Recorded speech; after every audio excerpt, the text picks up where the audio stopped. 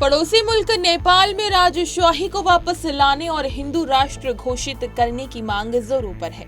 नेपाल काफी लंबे वक्त तक दुनिया का एकमात्र हिंदू राष्ट्र रहा है, लेकिन 2008 में इस व्यवस्था को खत्म कर दिया गया था।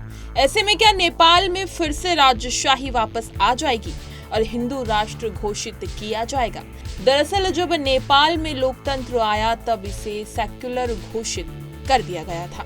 अब एक बार फिर से राजशाही के समर्थ आवाजें उठा रहे हैं और कह रहे हैं कि लोकतंत्र की व्यवस्था को खत्म करके फिर से सत्ता को राजा के हाथ में, शाही परिवार में सौंप देना चाहिए।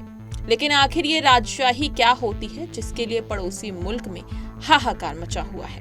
नेपाल में चल रही राजनीतिक अनिश्चितता के बीच इसे पूर्ण संविधान बनने में और लागू करने में पूरे 7 साल का समय लग गया। आखिरकार 20 सितंबर 2015 को नेपाल का संविधान लागू हुआ, जो कि वहां का 7वां संविधान है। ऐसे में वहां पर राजशाही व्यवस्था पूरी तरह से खत्म होकर एक लोकतांत्रिक देश बन गया। इससे पहले नेपाल में मुख्य कानून 6 व्यवस्था लागू थी, जिसका अर्थ होता है कि जो राजा ने कह दिया वही कानून है। अब जानते हैं आखिर राजशाही शासन क्या है। राजशाही जैसा कि नाम से ही स्पष्ट है कि वो जगह जहां राजा का शासन चलता हो।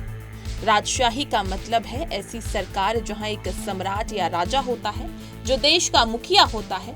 राजशाही में शासन वंशानुगत होता है, यानी राजा की मृत्यु के बाद उसका बेटा राजा बनता है। राजशाही को राजतंत्रीय शासन भी कहा जाता है। राजशाही में शासक पर किसी संविधान या कानून का कोई अंकुश नहीं होता है। राजशाही में शासक अपनी मनमानी के मुताबिक राज करता है और अपने नियम कानून चलाता है, फिर वो चाहे जनता की भलाई के लिए हो या फिर जनता का नुकसान हो रहा हो।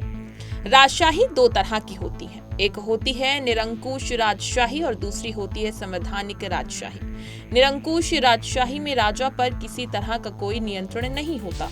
वहीं संवैधानिक राजशाही में सम्राट का अधिकार प्रतिबंधित होता है और इसमें शासक का परिवार और उनके अनुयायियों के बीच सीधा और खास रिश्ता होता है। राजतंत्रीय शासन में ये संभावना होती है कि ज्यादातर नागरिकों को समान अधिकार नहीं प्राप्त होते।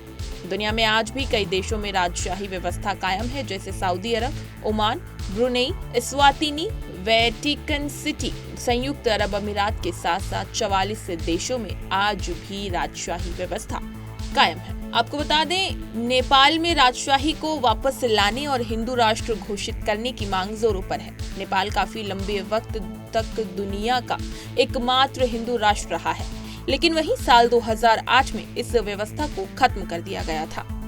इसी तरह की तमाम खबरें और लेटेस्ट अपडेट्स के लिए बने रहिए हमारे साथ और देखते रहिए punjabkesari.com।